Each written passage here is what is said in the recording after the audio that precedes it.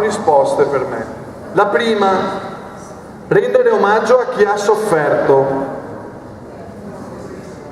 La seconda, chiedere scusa a chi ha sofferto, e questo significa assumersi le proprie responsabilità, perché questa sofferenza non è stata portata da entità astratte, ma è stata portata da uomini, e forse il motivo più importante per cui si ricorda è evitare che certe cose si possano ripetere.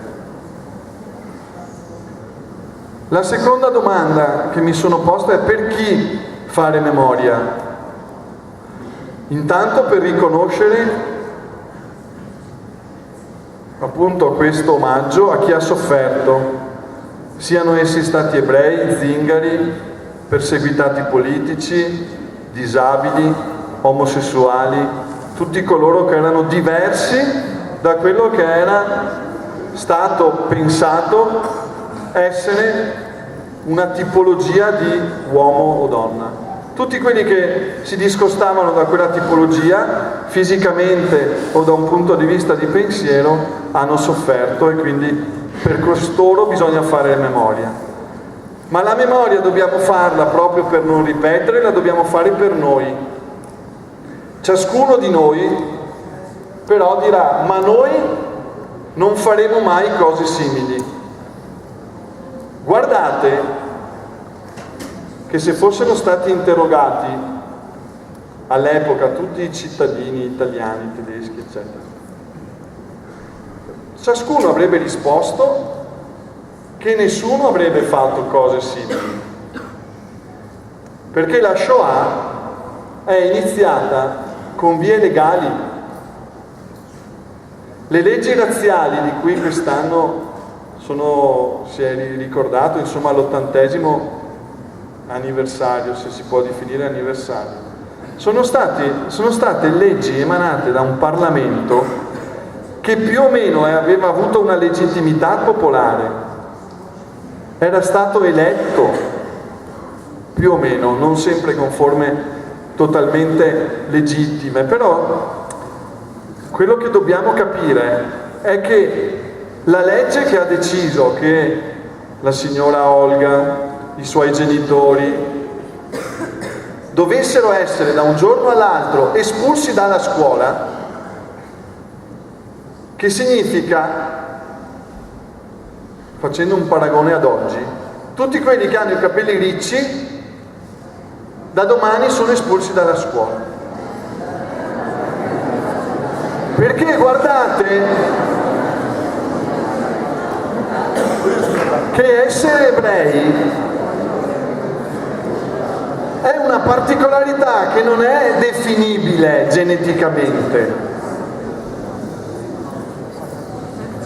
e ci fu una legge che decise che tutti quelli che erano ebrei o che si presumeva fossero ebrei dovessero essere espulsi dalla scuola, dal posto di lavoro. Una legge dello Stato. Cosa significa per noi oggi? Che anche nelle leggi bisogna distinguere. Cioè non è che siccome c'è una legge, questa è una legge giusta, corretta, buona. E bisogna sempre discernere, distinguere. E qualora la legge fosse ritenuta non giusta, non ci si deve girare dall'altra parte e rimanere indifferenti. Perché più della violenza, potere indifferenza. E talvolta non solo l'indifferenza, che è già una cosa assolutamente negativa, ma addirittura la delazione. Tanti ebrei sono stati presi e portati a Auschwitz, nei campi, perseguitati e sterminati, non perché li abbiano presi, perché c'è stato qualcuno che ha scritto: Tizio e Caio lo potete trovare al panificio all'angolo, e quindi sono andati a prendere. Quindi mai girarsi dall'altra parte, e per non rimanere indifferenti bisogna conoscere. È per questo che noi cerchiamo di proporre oggi la giornata della memoria, ma è per questo che venite a scuola. È solo la conoscenza che vi può tenere alla larga dall'indifferenza. Poi abbiamo visto, ci sono stati gli indifferenti, ci sono stati i delatori, ma va detto anche che ci sono stati coloro che hanno deciso da che parte stare, dalla parte della giustizia, non dalla parte della bontà. Badate bene, non è uguale essere buoni e essere giusti. Se una legge è ingiusta, chi si ribella alla legge non è buono, è giusto. E ci sono delle persone che si sono ribellate a quelle leggi, alcuni mettendo a rischio la propria vita, alcuni perdendola. Poi non so se la signora Olga ci racconterà anche dei giusti. Ci sono tante persone giuste che a causa dell'essersi opposto a queste leggi, a causa dell'aver protetto delle persone, nei campi di concentramento ci sono andati loro. Il rischio, guardate, non è passato per sempre, perché i genocidi, la storia dell'uomo è piena di genocidi. Purtroppo quella dei nazisti non è stata nemmeno l'ultima, ce ne sono di molto più recenti. Non so se qualcuno di voi ha mai sentito parlare del Ruanda, anni 90, mica secoli fa. I genocidi ci sono stati e continuano a esserci. Quindi la responsabilità che non si ripetano sta solo in capo a noi, non a un altro, a noi. Bene, io vi presento Olga Nerma, ci racconta la sua storia. Olga è una maestra, per cui non ho maestri per sempre. Per cui non si è spaventata quando gli ho descritto con chi si sarebbe incontrata, però Olga è una maestra che esercitava attivamente fino a un po' di anni fa. Adesso ha 94 anni e dobbiamo preservarla, perché finché ci sono i testimoni sarà più facile ricordare. Per cui vi chiedo per cortesia di portare tutto il rispetto che si deve portare anche a una persona che, facendo questa testimonianza oggi, sta facendo molta fatica, perché ricordare cose, eventi di un certo tipo della propria vita costa fatica psicologica ma anche fisica. E quando uno sta facendo fatica fisica, quando andate in montagna, avete il fiatone, la voce non esce forte. Allora mettiamola nelle condizioni che anche con la sua voce, che magari in alcuni momenti potrebbe non essere forte, possa raggiungerci tutti. Io le lascio il microfono, poi eseguirò i compiti che lei mi darà e buon ascolto a tutti.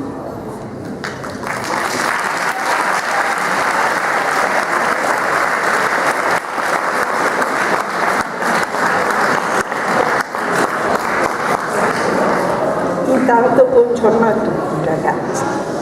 Allora, il direttore, ho detto giusto, ha già anticipato tutto quello che volevo dire io, per cui tralasciamo tutte le parole che servono a poco e vediamo un po' concretamente che cosa vi posso raccontare. Lasciatemi però 2 minuti per leggervi sinteticamente quello che il professore ha detto poc'anzi. Grazie.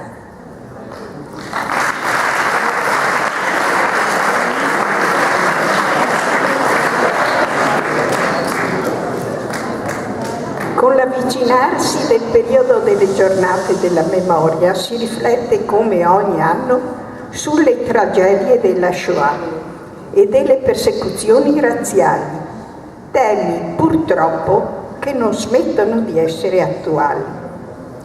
La Shoah non è venuta all'improvviso, è stata metodicamente preparata e anticipata da parole, da frasi, da indifferenza, da provvedimenti che passavano inosservati e da piccole cose.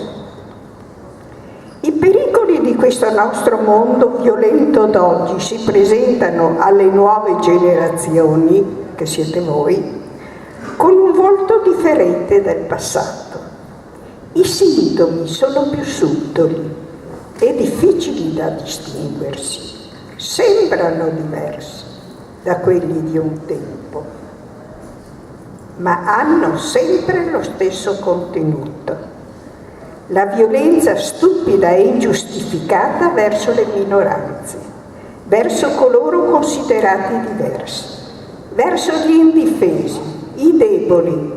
Spesso tali pericoli possono chiamarsi con altri nomi: errata valutazione del male, sopruso, indifferenza. Adesso tra i giovani si usa dire anche bullismo. Mi auguro che questa mia testimonianza, che si intreccia con la storia, la grande storia, quella con la S maiuscola, possa essere utilizzata come uno strumento per agire nella realtà del mondo odierno. Al giorno d'oggi purtroppo la violenza viene spesso sottovalutata, enfatizzata dai media e da un malsano giornalismo, dalla voglia di mettersi in mostra, dall'apparire. Adesso non mi dilungo, perché queste sono tutte parole, adesso vediamo un po', se vi può essere di aiuto, la mia piccola storia. È una storia di bene, ragazzi, non è una storia di male. Se io sono qui è perché ho trovato, io li chiamo angeli, ma proprio delle persone che non hanno girato il volto dall'altra parte. E io mi sono sempre chiesta una cosa: ma io sarei stata capace di fare altrettanto? Che è facile dire le cose, però farle è difficile.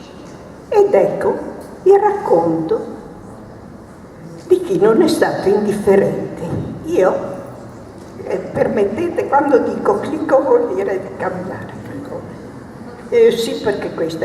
Io e mio fratello siamo qui. Io appartengo ad una famiglia ebrea, non osservante, questo non lo dico per farmi un vanto, anzi, però in famiglia mia la religione ha sempre contato poco, qualsiasi religione era ben accetta, tant'è vero che ho una zia greco-ortodossa e le abbiamo un po' esaminate tutte, siamo andati tutti d'accordo e ci siamo rispettati. Certo, costa fatica rispettare, costa fatica, però ci si riesce. E questa è una frase scritta da Gotti Bauer, questa che vedete proiettata, perché questa è stata deportata, Gotti Bauer, nei campi di sterminio, e dice: promuovere la conoscenza di un passato che per legge umana sta perdendo tutti i suoi protagonisti è un compito che si impone in un momento in cui in ogni parte del mondo atroci sofferenze si consumano sotto gli occhi di tutti. E lasciamo lì, se volete leggervi l'altro pezzo, e questo è vero. Non sembrano passati 80 anni. Io ragazzi, i fatti che vi racconto, avevo circa la vostra età, vanno nel periodo più bello della vita, dai 13 anni ai 19, proprio in quel periodo in cui ci si impone per fare qualcosa di bello, di diverso dagli altri, eccetera. Ecco, andiamo avanti. Questo saltiamo, sono dei ricordi che ho scritto per i miei nipoti quando erano piccoli, io e mio fratello, ed ecco la linea del tempo. Adesso io ho una...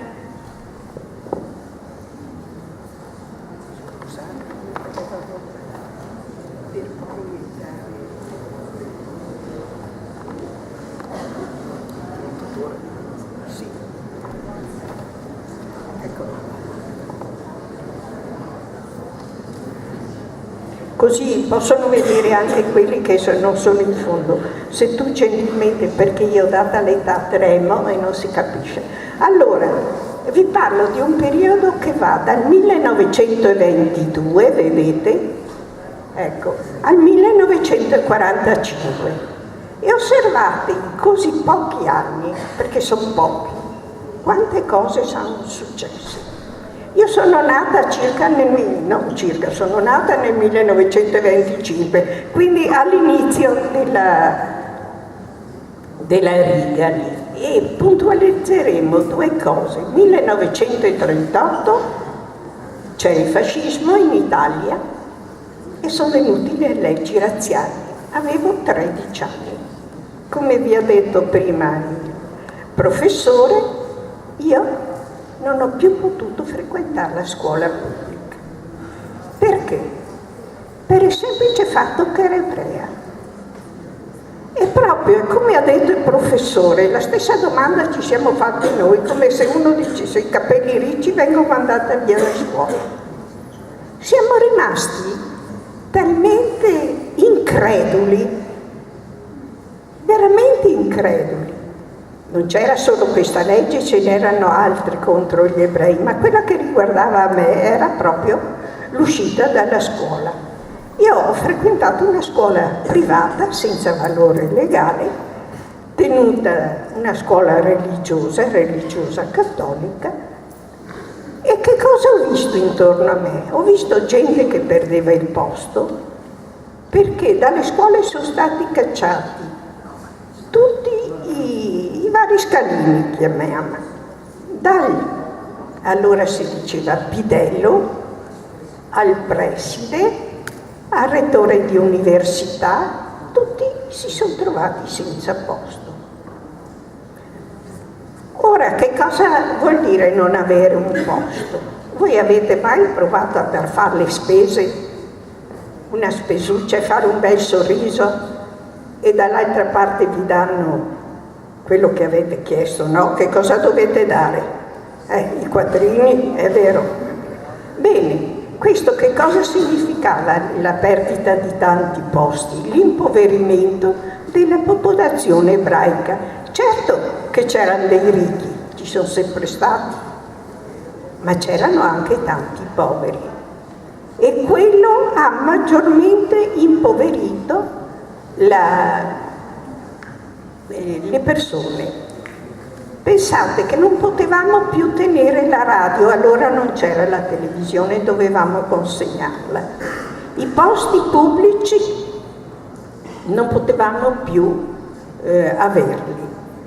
Non potevamo avere sull'elenco telefonico il nome.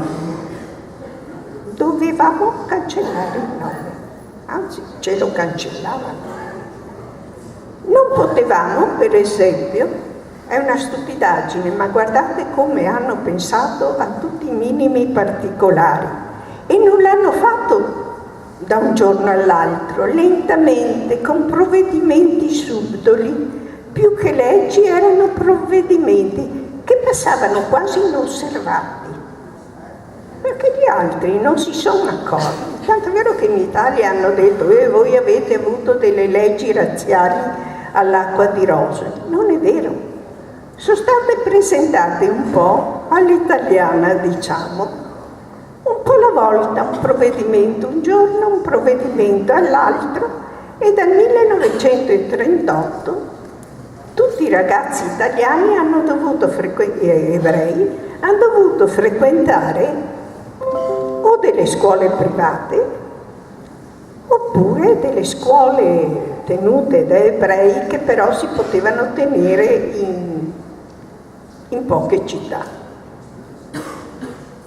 Dunque io avevo la vostra età, avevo meno 13 anni, ho frequentato le scuole, chiamiamole medie, privatamente, però i miei compagni di allora che cosa hanno detto?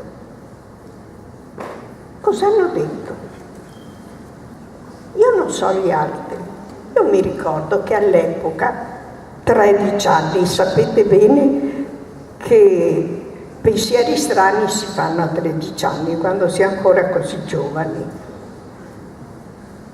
Io avevo 2 amiche del cuore proprio, abitavo al Lido di Venezia, era un'isola felice, non c'erano nemmeno le macchine perché non esisteva il ferribotto.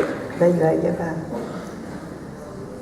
Scusate, vai avanti, questa è una poesia di una mia amica. Ecco, questa sono io, forse lì avevo 12 anni, ma così eravamo a quell'epoca, e quello è mio fratello Ferruccio. Bene, queste 2 mie amiche che erano assieme a me nella stessa classe e che io ritenevo 2 amiche, e sapete a quell'età quanta importanza abbia l'amicizia, o perlomeno quella che noi reputiamo l'amicizia. È un'età in cui l'amicizia è più forte dell'amore, perché l'amore ancora non si conosce e l'amicizia si comincia appena a intravedere. Però amicizia vuol dire aver fiducia dell'altro, credere nell'altro, pensare di poter fare qualsiasi cosa per far piacere all'altro. Bene, delle 2 ragazze, puoi andare avanti, grazie,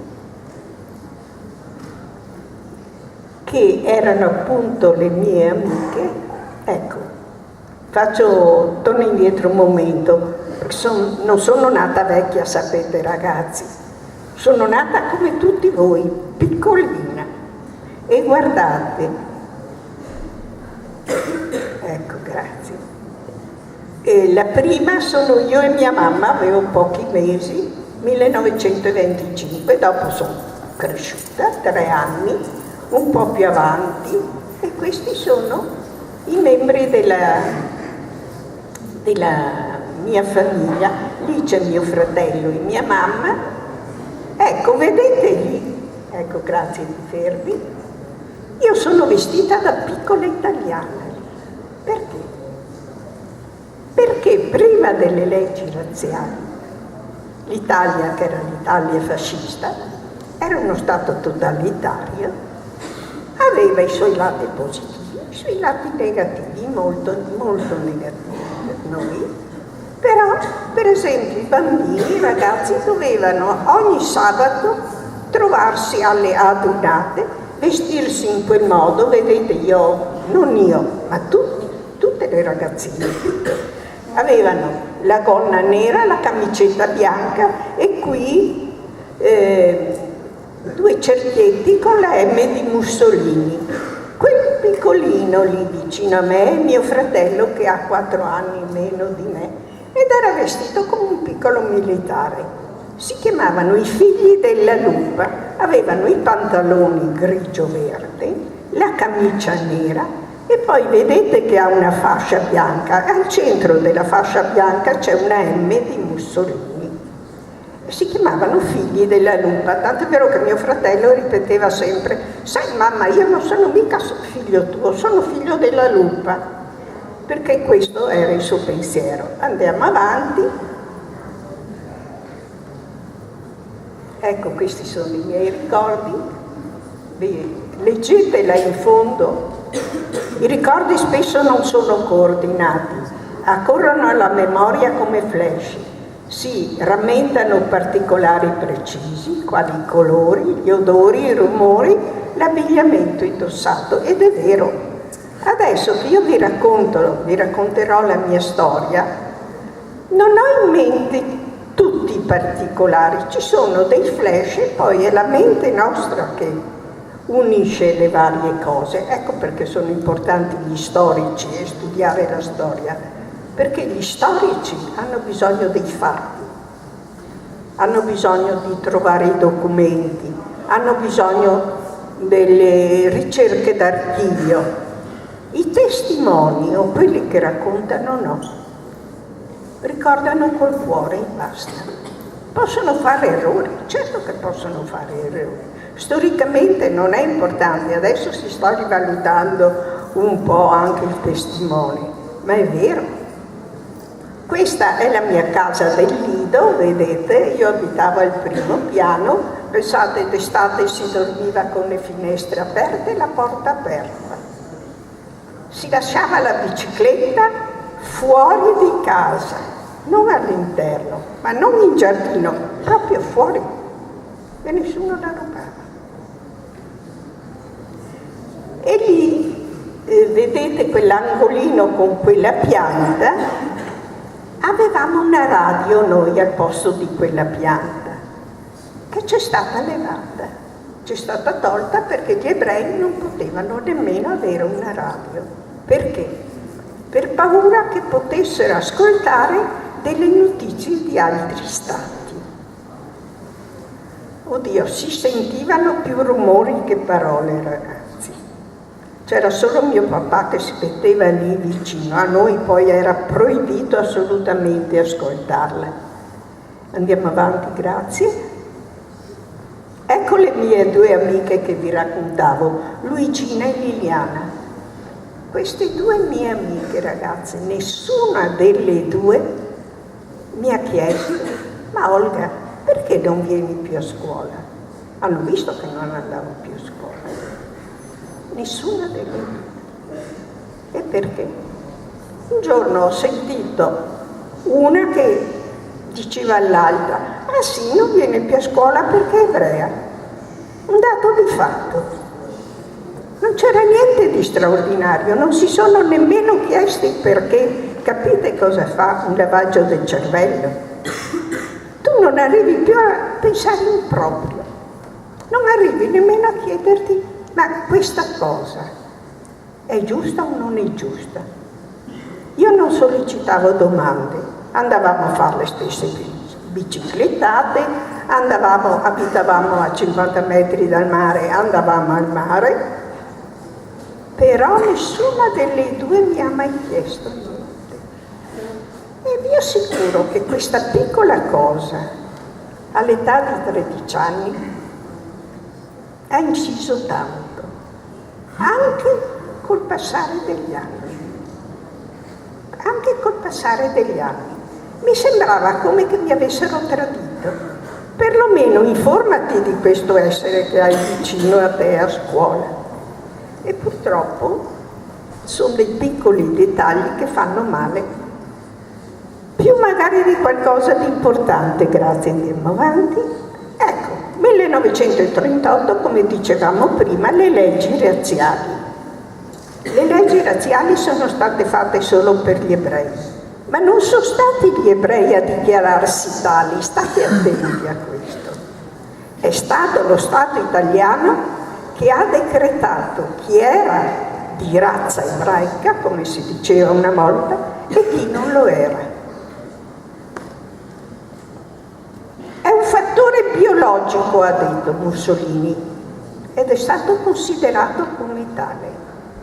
Tu potevi essere di un'altra religione, mettiamo cattolico, essere devotissimo, tutto quello che vuoi, che se avevi i genitori ebrei eri considerato anche tu ebreo, e viceversa.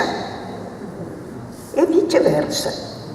Potevi essere ebreo, perché ti eri convertito all'ebraismo, tutto quello che vuoi, e avevi i genitori cattolici, e ce ne sono stati parecchi, ed eri considerato cattolico, cioè di razza ariana, come si diceva, e non ebreo, eppure eri ebreo. Con le leggi razziali, come abbiamo detto, gli ebrei hanno capito e non capito, sono venute un po' alla volta, non tutte allo stesso momento, hanno cominciato a girare opuscoli, giornali, giornalini. Quello per esempio è una rivista, quella è una rivista La difesa della razza, intesa come razza ariana, la difesa che non doveva essere contaminata. E guardate, quello scritto che vedete, Ministero delle Corporazioni, l'ha trovato mio nipote guardando tra documenti e cose. A mio zio, Barbon Vita, vedete che cognome nostrano quasi direi, perché è delle nostre parti. Mia nonna aveva sposato un non ebreo, però lui era ebreo, Barbon Vita, è stato chiuso il negozio, ha dovuto chiudere il negozio, da un giorno all'altro. Era un negozio, era una cesteria, vendeva ceste, quindi non era proprio il simbolo della ricchezza. Eppure è successo così, tanti hanno dovuto chiudere i negozi, tanti non hanno potuto fare la professione che facevano prima. Andiamo avanti. Quelle forse non le vedete e non ci soffermiamo perché sarebbero troppo. Sono tutte le cose che gli ebrei non hanno più potuto fare. Non potevano avere parecchie case oltre determinate quadrature. Non potevano recarsi all'estero. Non potevano lavorare nelle grandi aziende. Tutti gli ebrei stranieri, e mi soffermo su questo fatto, sono stati invitati ad uscire dall'Italia. Perché dico questo fatto? Perché io non ero italiana. Tutta la mia famiglia, anche se siamo nati così, avevamo la stessa nazionalità di mio padre, che era di origine belga. Quindi mia mamma, avete visto il cognome Barbon, sposando mio padre, era diventata anche lei straniera e noi ragazzi lo stesso. E questo ci ha molto peggiorato le cose, perché la legge diceva che se uno era figlio di uno dei due genitori ebreo e l'altro straniero, automaticamente era considerato di razza pura, razza ebraica pura. Perché c'erano i misti, c'erano i puri, c'erano gli impuri. E noi stranieri avevamo il permesso di soggiorno, anche se eravamo nati qua.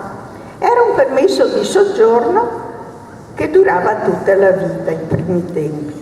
Poi hanno cominciato a levarci dei permessi, 10 anni, e poi alla fine ogni 5 anni dovevamo rinnovare il permesso di soggiorno. Ma noi ragazzi, tanto io ero cresciuta, avevo fatto le scuole superiori, eccetera, a noi ragazzi più di tanto non sentivamo il peso, era papà che faceva tutto, perché il papà si incaricava di tutte queste cose. E il fatto di sentirci stranieri, avevamo un certo rispetto perché il papà voleva mantenere sta nazionalità, però dentro ci sentivamo italiani, perché qui eravamo nati, qui eravamo andati a scuola, qui avevamo i nostri amici.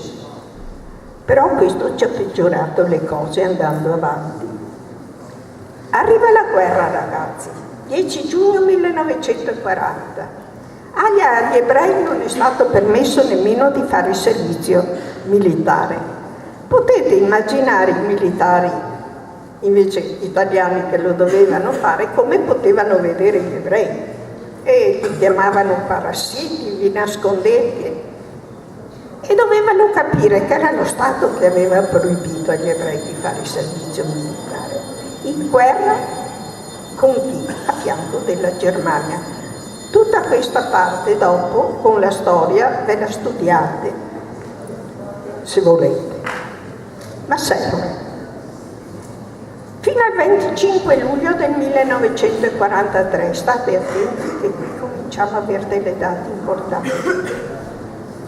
Benito Mussolini viene destituito e arrestato e sembra tutto finito.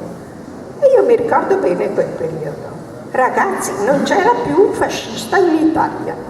Un momento per l'altro non sparito, ma nessuno faceva vedere che era stato fascista, e lo eravamo stati tutti, o per amore o per forza, perché perfino per andare a scuola dovevi avere l'iscrizione al fascio. E invece la guerra continua, e continua perché? Fino all'8 settembre che c'è l'armistizio. L'Italia segna l'armistizio, firma l'armistizio con le potenze che noi chiamavamo alleati. e lo fa in maniera un po' subdola, un po' all'italiana, ma un po' anche per salvarci le spalle, senza dire niente ai tedeschi. I tedeschi, sentendosi, ve la faccio così a soldoni, sapete, proprio, sentendosi traditi, hanno incominciato a invadere l'Italia, ma non tutta. Quindi, da alleati dei tedeschi eravamo diventati nemici, fino a un certo punto. È difficile spiegare questa parte perché è molto complicata. Presto i tedeschi si impadroniscono del centro-nord dell'Italia, fino a Napoli quasi. Andiamo avanti. Ecco cosa è successo in Italia. Al sud, vedete la Sicilia, erano sbarcati gli alleati, cioè chiamiamoli grossi poco, insomma, diciamo inglesi, americani e i loro alleati, e stavano risalendo la nostra penisola. L'Italia è venuta a trovarsi strozzata in due parti. Al nord, che eravamo noi, al centro con Roma, e un po' più giù a Napoli ci sono rimasti poco, c'erano i tedeschi. Al sud c'erano gli alleati che avevano cominciato a sbarcare e a invadere l'Italia, ma nello stesso tempo a liberare quelle popolazioni. Andiamo avanti. Ecco, questo è importante, io non lo leggo da qua. Se vuole lo leggo. Sì, grazie. A tutti i capi provincia, comunicasi per la immediata esecuzione la seguente ordinanza di polizia, che dovrà essere applicata in tutto il territorio di codesta provincia. Primo, tutti gli ebrei, anche se discriminati, a qualunque nazionalità appartengono e comunque residenti nel territorio nazionale, debbono essere inviati in appositi campi di concentramento.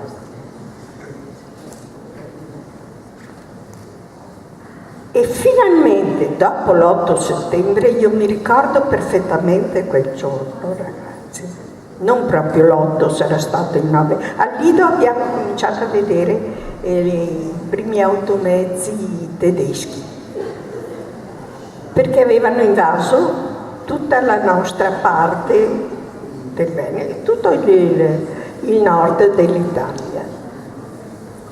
E cosa succede? Noi stiamo a casa, avete visto la mia casa?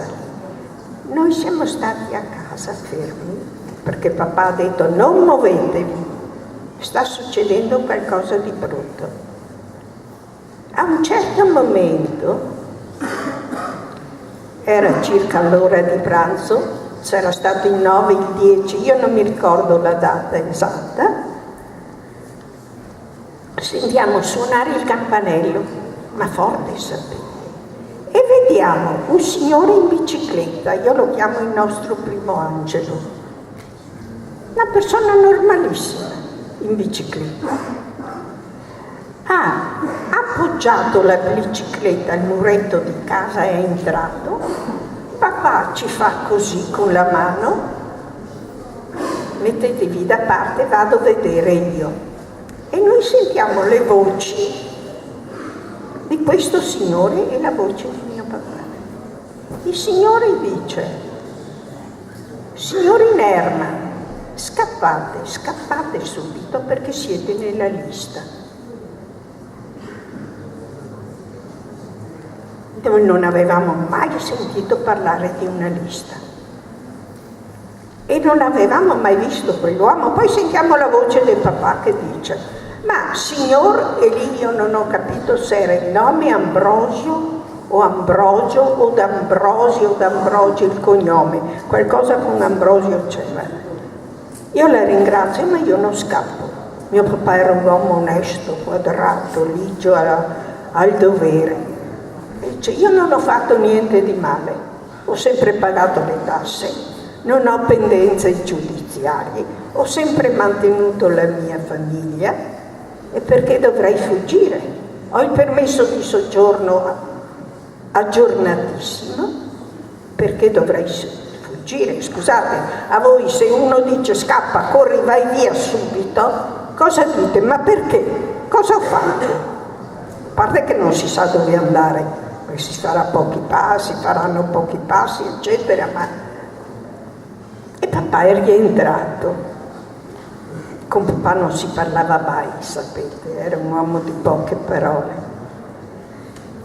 Però io ho guardato mio fratello e abbiamo detto: papà saprà quello che deve fare, perché ha sempre provveduto a noi. Quando dopo 5 minuti abbiamo visto che la mamma stava preparando una borsa, abbiamo detto: la mamma ha parlato con papà, e dentro una borsa di quelle della spesa, sapete, la mamma ha messo un po' di cose, 2 golf, eccetera. E siamo fuggiti da casa nostra. Io mi sentivo una delinquente, ragazzi, mentre fino al giorno prima, pochi minuti prima, ancora potevo andare via nonostante le leggi razziali, nonostante tutto, a testa alta. In quel momento mi sono sentita una delinquente.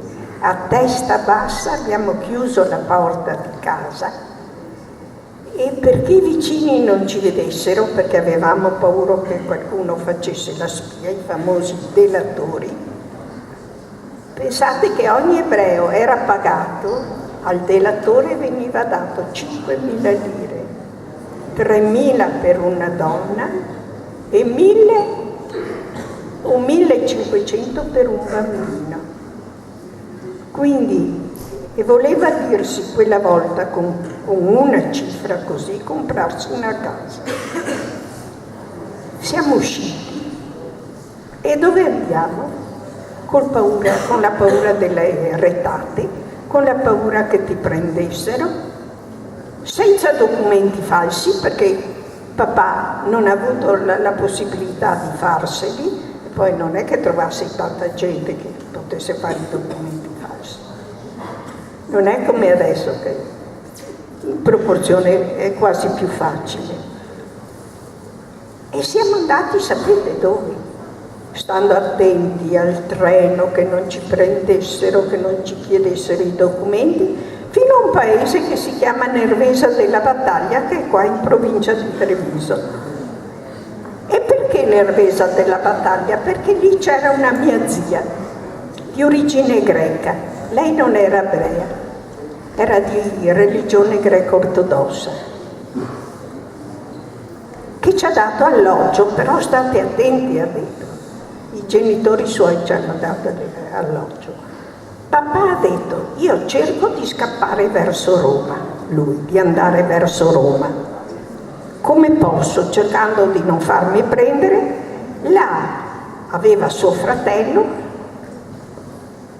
da lui mi faccio fare dei documenti falsi, torno a prendervi e scappiamo tutti, andiamo a Roma. Perché pensavamo che gli alleati impiegassero poco tempo, erano già arrivati a Monte Cassino.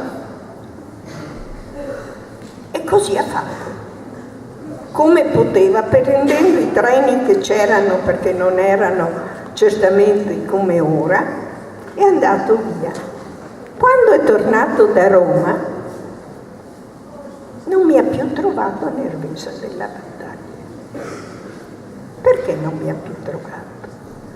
Perché alla sottoscritta, siccome era un momento tanto tranquillo, proprio sereno, alla sottoscritta è venuto un bel attacco di quelli tosti, sapete, di appendicite con peritonite, le appendiciti di una volta. E dove andavo non facevo che vomitavo, avevo la febbre, stavo male.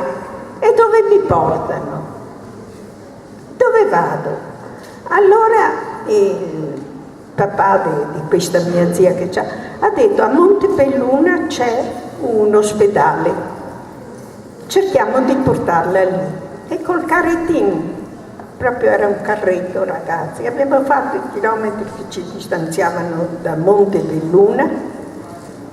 Io non mi ricordo il tragitto perché avevo la febbre alta e stavo male, e a Montebelluna ho trovato il secondo angelo. Io sono una persona fortunata. E chi era? Il professor Colisano, primario di Montebelluna, il quale ha capito immediatamente la situazione, senza chiedermi ancora adesso quando vai in ospedale hai bisogno di un documento, eccetera. E allora i medici erano obbligati, quando entrava un ebreo, a dichiarare che avevano un ebreo nel loro ospedale. Senza chiedermi niente mi ha messo in un reparto speciale, nel reparto psichiatrico, che era piccolo, sapete. Poi era un ospedale, non per modo di dire, l'ospedale dell'epoca che era pieno di soldati che scappavano dal fronte, pieno di persone che scappavano dai bombardamenti, perché le nostre città, Treviso, eccetera, erano continuamente bombardate. Mi ha operato come poteva e mi ha lasciato in disparte, senza documenti, non ha nemmeno scritto nel registro che è stata operata una persona, eccetera. Quando papà è tornato, e non mi ha più visto, e la mamma ha spiegato il coso, ha detto, caspita, questa non ci voleva. Vado a vedere se me la rilascia il professore. Il professore dopo 3 giorni non ha voluto rilasciarmi perché, sapete, quella volta non c'erano neanche gli antibiotici e quindi l'infezione si faceva sentire. Beh, per dirvi in breve, dopo pochi giorni mi ha lasciato andare e io sulla canna della bicicletta di mio fratello mi sono fatti 20 chilometri e all'indomani mattina, come abbiamo potuto, siamo partiti e siamo andati verso Roma. Perché dico verso Roma? Col terrore che avevamo con i treni. Avevamo terrore che qualcuno ci mettesse la mano sulla spalla e ci chiedesse documenti. Era la nostra ossessione quella. I treni brulicavano di gente che poi cercava di scappare verso sud, di soldati, eccetera. A Roma non ci siamo mai arrivati. Perché? Perché a Firenze un bombardamento ha fermato tutti i treni e il nostro e molti altri non hanno più potuto proseguire. Dopo il bombardamento abbiamo sentito la voce dell'altoparlante che diceva i treni civili, ce n'era perfino uno, per Roma sono sospesi, solamente tradotte militari. Potete immaginare che cosa significava per noi. A un certo momento sentiamo la voce di un signore che dice no, non è vero, c'è un treno che va a Roma, che è quello lì. Allora abbiamo visto tutti che si precipitavano, gente che saliva per i finestrini, che si spingeva. E siamo saliti come abbiamo potuto, uno per il finestrino, l'altro per la porta, eccetera, e siamo saliti in treno. E dopo qualche momento abbiamo visto i tedeschi che venivano e che domandavano i documenti a tutti, però giù a terra, e hanno cominciato documenti.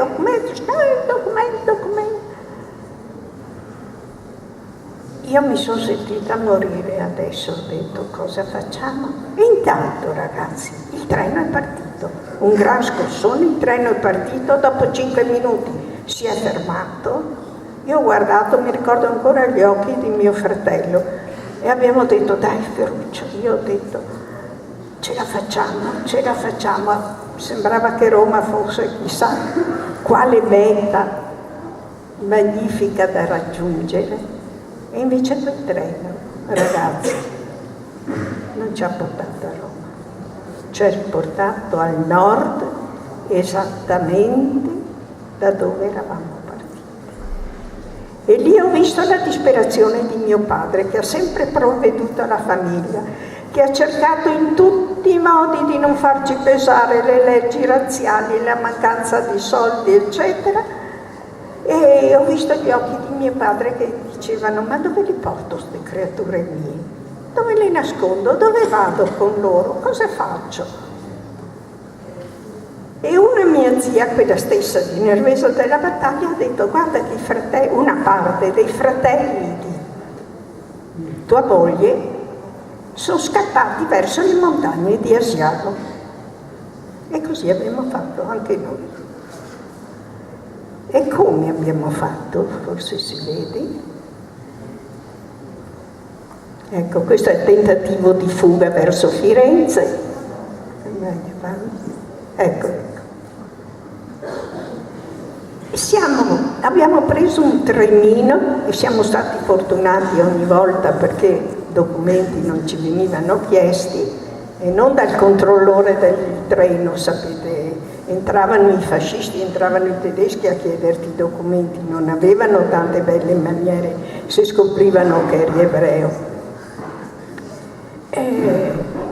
Anche noi siamo andati verso le montagne di Asiago, perché lì gli zii miei avevano potuto trovare un alloggio e lì abbiamo trovato il terzo angelo. Ma come abbiamo fatto quella strada?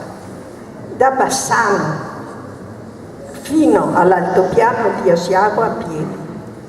Mia mamma in una corriera. Io, mio zio e mio papà non da soli, separatamente. Io però ero con mio zio. Abbiamo fatto tutta la Val Frenzela, sti nomi che vi dico io.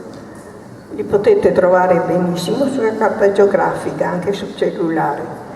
E vedete, la Val Frenzela è chiusa perché non è più agibile adesso. Abbiamo impiegato circa 2 ore a piedi, c'è un dislivello di 1000 metri e io ero ancora con i vestiti d'estate, abitando al Lido.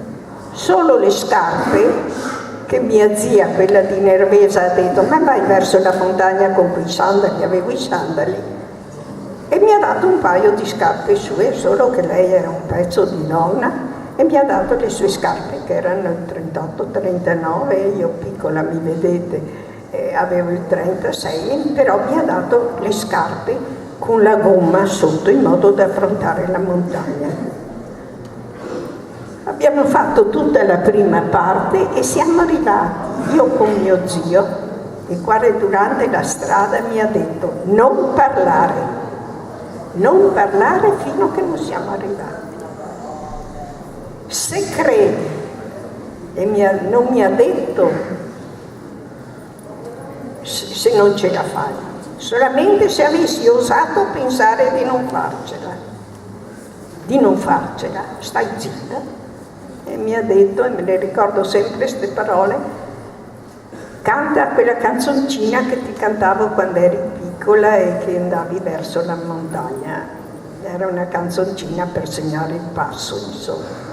E siamo arrivati in una località che ha nome Gallio, ecco, Gallio Bosco Secco. A Gallio c'è una macelleria dove si è nascosta mia mamma. E lì sono stati i nostri benefattori anche.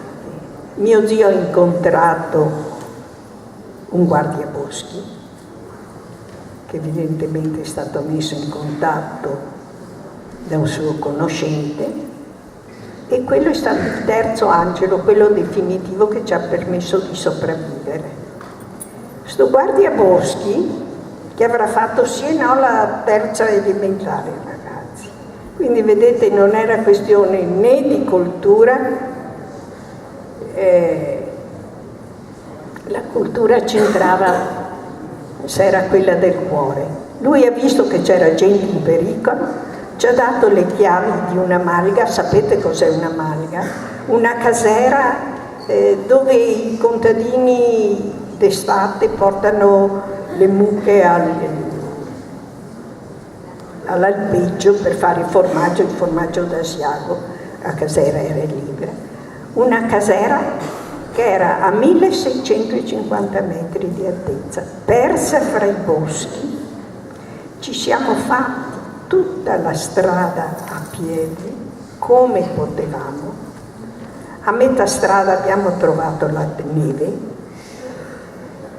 e abbiamo dovuto metterci dei pezzi di legno che un amico di mio zio aveva dato là in paese, che lui chiamava scima, vi assicuro erano dei pezzi di legno per lo sprofondare, e siamo arrivati in questa casera. Vedete, quella è la strada, ecco, vista così sembra una villa. E sono le parole che ho detto io a mio fratello, ci hanno dato una villa.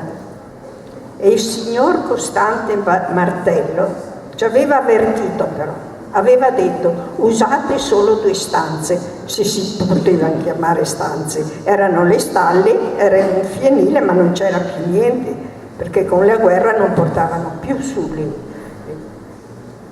E queste stanze cos'erano? Questa villa cos'era? Ci aveva dato una pseudo cucina al pian di sotto. Dico pseudo perché c'era un focolaio grande e un paiuolo di quelli come quelli della polenta, solo grandi perché facevano il formaggio, lì mettevano il caglio. E non ci aveva detto una cosa, che lì in quella casera non c'era l'acqua, non c'era la luce, naturalmente non c'era il riscaldamento per niente, non c'erano i servizi igienici, non c'erano i materassi. E come abbiamo fatto noi? Come avreste fatto? Provate a interrogarvi, come faccio io in queste situazioni, in questa situazione? Più o meno ce l'abbiamo tutti un materasso per dormire, vero? Abbiamo da accendere il fuoco, abbiamo l'acqua, ma noi avevamo voglia di vivere, noi volevamo sopravvivere. Quando siamo abituati ad averle determinate cose, non ci si fa nemmeno caso. Quando non si hanno più, ci si rende conto di quanto importante sia anche la più piccola cosa. Per l'acqua come facevamo? Come avreste fatto voi? Era persa in mezzo ai boschi, già nevicava ed era una zona fredda, vai avanti. Ecco, questo è il guardiaboschi che ci ha salvato la vita e ce l'ha salvata a rischio suo. Vai avanti. E questa è la casera. La neve, non c'erano vetri alle finestre, solo in cucina c'era un vetro. Abbiamo messo dei giornali, ma naturalmente ecco perché il signor Martello ha detto usate solo 2 stanze, a parte che le altre stanze erano tutte sprangate, non erano stanze, erano le pietre della casera. E lì voi come avreste fatto per l'acqua? Pensate, c'è un momento in cui io arrivo lì, ci sono i miei zii e c'è bisogno dell'acqua, perché senza l'acqua non vivi. È un momento che può capitare. Avevo cominciato a sciogliere la neve che c'era già, alla fine di ottobre c'era già la neve, ma non vicino alla casera. Perché vicino alla casera? Quante cose si imparano nella necessità, ragazzi. Perché non vicino alla casera? Perché si vedevano le impronte e allora si andava con non era neanche secchio, era un bidone della conserva ciglio, ruggine, alto così, perché non avevamo niente lì. Andavamo a prendere la neve lontano dalla casera E poi con le fronde di pino strisciavamo per terra perché non si vedessero le impronte dei piedi, perché non dovevamo esistere noi. E per fare un po' di acqua serve tanta neve, ragazzi. Per il fuoco c'erano i pini e tanti alberi, ma non facevamo la legna vicino alla caserma.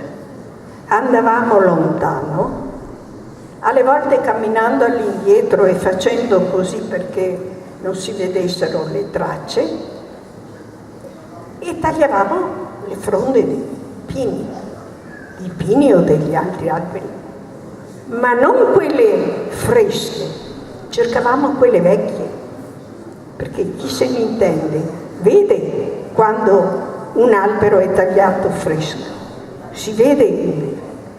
Io alle volte andavo a fare legna, c'era un segaccio solo, con mio papà che poveretto aveva tutto fuorché l'aria di un boscaiolo, e ci sprofondavamo nella neve. Io avevo i piedi piagati che non vi dico, fino alle ginocchia, e sapete quando sanguinavano così, sapete cosa facevamo? Gli zii miei mi avevano insegnato: sulle ferite bisogna mettere l'urina.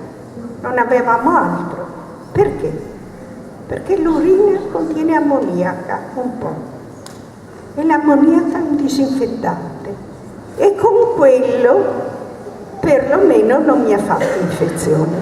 Per le scarpe mi fasciavo i piedi con i giornali e poi li mettevo nelle scarpe. E così siamo andati avanti come abbiamo potuto. Per il mangiare io e mio fratello facevamo le staffette alternativamente, andavamo fino in paese saltando tra gli alberi come potevamo. Io poi andavo giù con un metodo tutto speciale, mi mettevo un pezzo di legno tra le gambe così, come fanno i barcaioli veneziani, sapete, da un lato o in mezzo alle gambe, per darmi la direzione. Perché la mamma, come poteva, procurava alla borsa nera, stando nascosta, il macellaio ci aiutava, ci dava un po' di carne, che poveretto anche lui non ne aveva tanti di soldi, e poi a giorni alterni cercavamo di portarla su agli uomini, un po' di quello che trovavamo, ma ne trovavamo tanto poco. Così abbiamo passato tutto l'inverno. La camera da letto, adesso ve la faccio vedere, queste abbiamo ritratto nel 2006, eccola. Questa è la nostra camera da letto. Sarà stati 2,50 m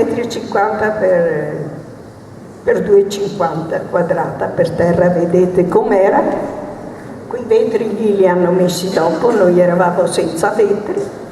Per terra mettevamo le fronde di pino e sopra alle fronde di pino quell'amico di mio zio che faceva l'albergatore ci aveva dato delle coperte dell'aeronautica che le doveva aver rubate in qualche deposito. Io non ho mai visto delle coperte con il timbro delle ali dell'aeronautica, e ce ne ha date dure, ragazzi, che io poveretti penso ai nostri militari che gliele davano. Quelle non avevano mai visto una pecora in vita loro, quelle coperte, non erano certo di lana, non so di cosa. E dormivamo, eravamo in 7, perché c'erano i fratelli di mia mamma e un amico, tutti stretti gli uni agli altri, perché il momento di andare, chiamiamo a letto, era il momento peggiore, si moriva dal freddo. Ci mettevamo tutto quello che avevamo, ce lo mettevamo addosso, meno le scarpe, che le mettevamo vicino al focolare, perché se non le mettevi in un posto abbastanza tiepido, il cuoio è duro, alla mattina non potevi più metterti le scarpe. E così abbiamo passato tutto l'inverno, ecco, questi eravamo noi. Quello che voi vedete al centro è mio padre che aveva un Golf mio, vedete? Quello più piccolo è mio fratello Ferruccio, A un lato, al lato suo destro, ecco, quello si chiamava Luce, e quello sotto, che è stato la nostra guida, lo zio Vita, Vita poi in ebraico Vita si dice Hai,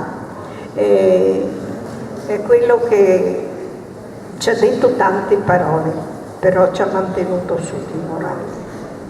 Pensate ragazzi, che per lavarsi ogni mattina con quel freddo gelido che c'era, gli uomini si erano dati una regola: levarsi quelle maglie, quel maglione che avevano, batterli perché non andasse via lo sporco, farsi la barba assolutamente ogni mattina, perché mio zio diceva: io non voglio che mi buttiate giù di morale.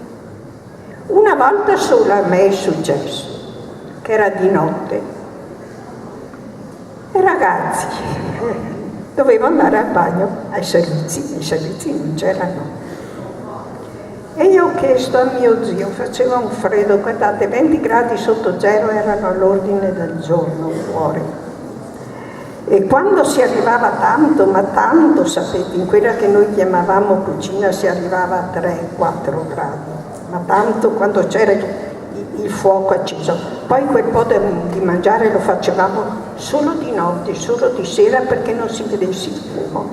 E una volta io ho detto di notte a mio zio: zio, posso usare il bidone? C'era un altro bidone della conserva giù, che non era quello dell'acqua. E lui mi ha detto: e tu vorresti diventare una bestia, come loro vorrebbero che noi diventassimo, si capiva chi erano loro. Vai giù, fai quello che devi fare e torna. E fare quello che dovevo fare, ragazzi, voleva dire, oltre che fare la scala, aprire la porta, che alle volte quando c'erano le nevicate intense non si arrivava a aprire perché veniva di stravento, far tutto il giro della malga fino a che si raggiungeva un letamaio, una buca, fare quello che dovevamo fare, coprire tutto con le fronde e tornare indietro. Però mio zio mi ha detto: noi dobbiamo mantenerci degli uomini, avere la nostra dignità di uomini. E così abbiamo cercato, perfino alle volte raccontandoci delle barzellette. Pensate che non avevamo la luce, c'era una lampada a carburo, ma alle 4 l'inverno è già buio e noi restavamo al buio fino all'indomani mattina. Siamo rimasti tutto l'inverno del 43 e l'inverno del 44, fino che vai avanti, grazie. Fino che nell'estate ecco, arriva la primavera e cominciano i combattimenti con i partigiani sull'altopiano d'Asiago, e lì erano all'ordine del giorno. Noi avevamo il terrore che venissero dalla nostra parte, che è sotto l'Ortigara praticamente. Tanto è vero che in una malga dove erano nascosti dei partigiani, li hanno presi 4, li hanno fucilati. Ed era, ragazzi, sarà stata quella malga, non so, a 20 minuti di strada da noi. Vai avanti. Ecco i primi combattimenti con i partigiani. Lì all'ordine del giorno si sentivano sparatorie, eccetera. E poi, ragazzi, come faceva mia mamma a comprare quel po' di cose? Coi soldi. E noi non avevamo più una lira. Tutto quello che eravamo riusciti a mettere insieme con gli zii era sparito. Sparito, nel senso che i soldi se ne vanno. E allora gli zii, un po' per i combattimenti e un po' anche perché cercare soldi, uno alla volta a un mese di differenza, poi tornavano su, sono tornati perlomeno qua nei dintorni di Venezia e hanno cercato o di farsi prestare dei soldi da qualcuno O mio padre, per esempio, è venuto e il suo vecchio datore di lavoro gli ha dato da tenere la contabilità stando nascosto e non ha mai voluto dirci dove è stato nascosto, nei dintorni di Venezia o a Venezia, non lo sa. Beh, noi l'estate siamo stati nascosti non più in Malga ma in macelleria, perché in Malga era possibile, sono entrati i tedeschi dopo 3-4 giorni che noi eravamo andati via. Piccoli maestri, non so chi l'ha letto, racconta proprio di quella zona.